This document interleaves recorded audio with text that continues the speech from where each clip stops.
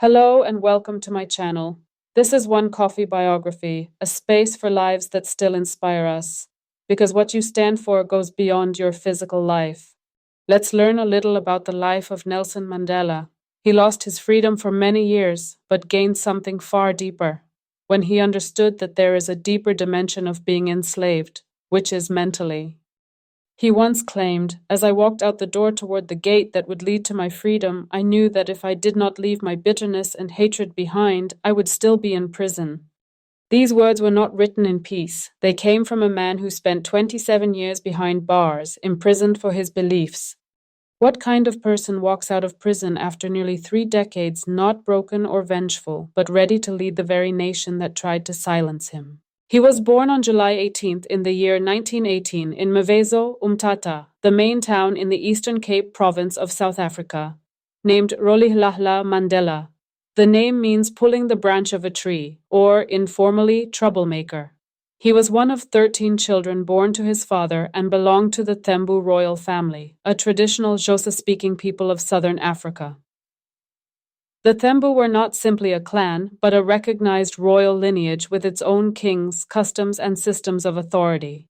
Within this culture, identity was rooted in ancestry, responsibility, and collective memory. This heritage meant that Mandela was raised with an early understanding of leadership, duty, and belonging, not as personal ambition, but as something inherited and expected. To his people, Mandela was much more than an individual. He stood within a lineage far older than himself, rooted in tradition and quiet authority. At the age of 16, during a coming-of-age ceremony, he received another name. This name was Dalibonga, which means founder of the council. The world would later know him as Madiba. His clan name was a title of dignity and belonging. In Xhosa culture, a clan name honors ancestry and responsibility. On his first day of school, his teacher, Miss Madingane, gave him the name Nelson. Africans commonly gave their children English names during that time. Mandela studied law. He was one of the few black South Africans permitted to attend university, but education could not protect him.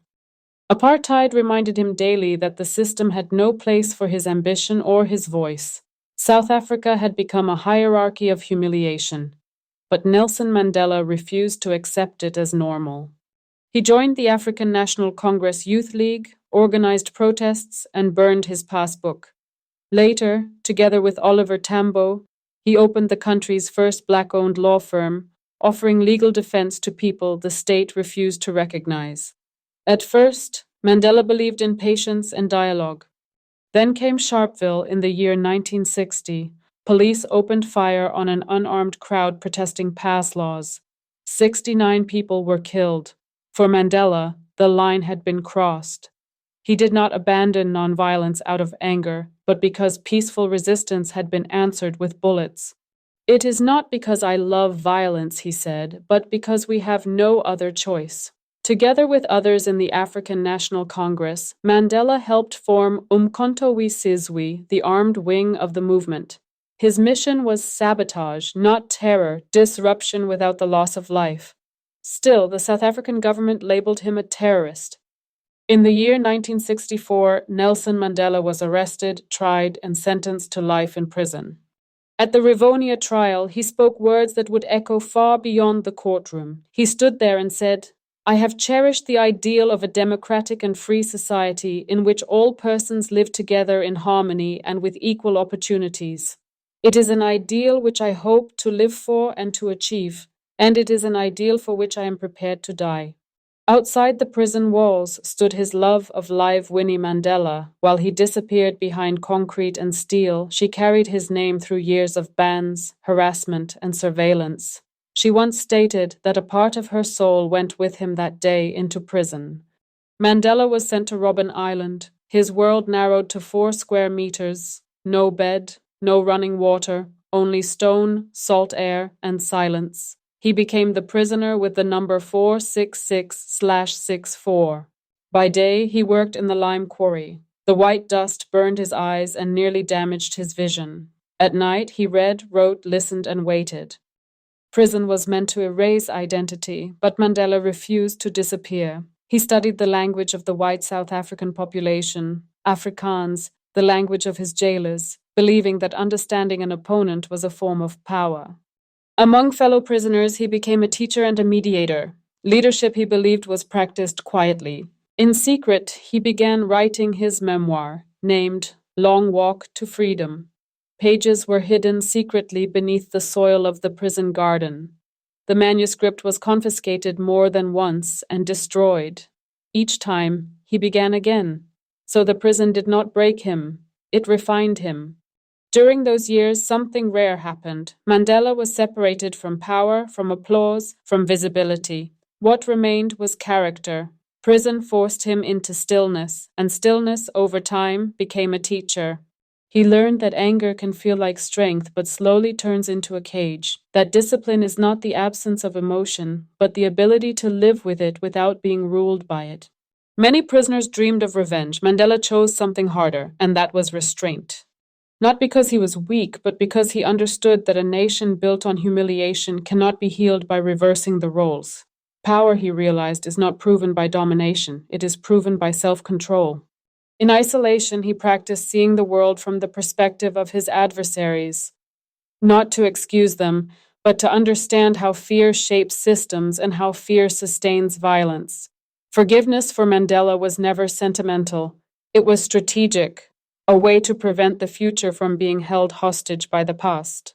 He once reflected that freedom is indivisible, that as long as others are unfree, no one can claim full liberty. This idea would later shape everything he did, in government, public, and in silence. Robben Island became the place where Mandela learned that leadership begins long before power is granted, that it starts in how one behaves when no one is watching. After 27 years, Nelson Mandela was released in the year 1990. He walked through the prison gates without triumph or revenge. His words to the people were, "I stand here before you not as a prophet, but as a humble servant of you, the people." What he celebrated that day was not victory, but possibility, the possibility of healing. Mandela received the Nobel Peace Prize in 1993. On the 27th of April 1994, he became the very first president of South Africa, elected in a fully representative democratic election. In addition, he was also the first black president of his country, South Africa. He invited former enemies into government. He insisted on dialogue where many expected revenge. Through the Truth and Reconciliation Commission, South Africa confronted its past without collective punishment. He achieved his life goal and vision and abolished apartheid in South Africa. From 1994 to 1999, Nelson Mandela served as President of South Africa, guiding the nation through a significant period of transformation. As a family man, Nelson Mandela was the father of 6 children from 2 of his 3 marriages. Over the years, his family expanded to include at least 17 grandchildren, along with numerous great-grandchildren. Throughout his remarkable life, Mandela was the recipient of more than 250 awards, honors, prizes, honorary degrees, and citizenships from around the world, all in tribute to his monumental achievements as a political leader. At the age of 76, Mandela battled several health issues. Even though he remained remarkably energetic, he sometimes felt isolated and alone. Nonetheless, he regularly welcomed celebrities such as Michael Jackson, Whoopi Goldberg, and the Spice Girls to his home and developed friendships with affluent business people. Despite living in luxurious surroundings, Mandela led a modest lifestyle. He donated every year a third of his annual income, around 552,000 rand, which is 33,583 US dollars. It was donated to the Nelson Mandela Children's Fund, reflecting his deep commitment to social causes. Nelson Mandela passed away at the age of 95 in December 2013 in Johannesburg, South Africa, after a life spent battling apartheid. His legacy continues to shape the world today. His death was announced by President Jacob Zuma on the 6th of December. Zuma declared 10 days of national mourning, with an official memorial service held at FNB Stadium on the 10th of December, and a national day of prayer on the 8th of December. Mandela lay in state at the Union Buildings in Pretoria from the 11th to the 13th of December. A state funeral was held in Kunu on the 15th of December. attended by leaders including David Cameron, Barack Obama, Raul Castro, Bill Gates, and Oprah Winfrey.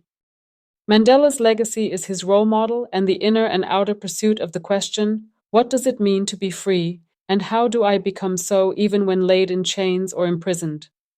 He never claimed moral purity. He spoke openly about doubt, fear, and anger. What distinguished him was not perfection, but responsibility.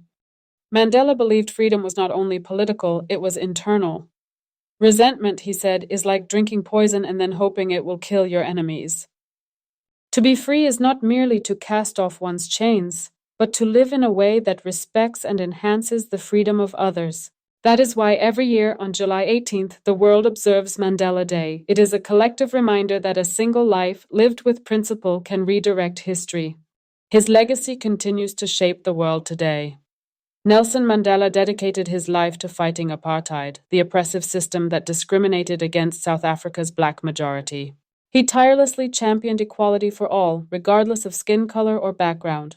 After his release from prison, Mandela played a crucial role in steering South Africa towards a peaceful, multiracial democracy, an achievement recognized with a Nobel Peace Prize. As South Africa's first black president, his role model became a powerful symbol of triumph over tyranny and discrimination. Even during his long imprisonment, Mandela clung steadfastly to his vision, inspiring millions worldwide with his resilience and hope.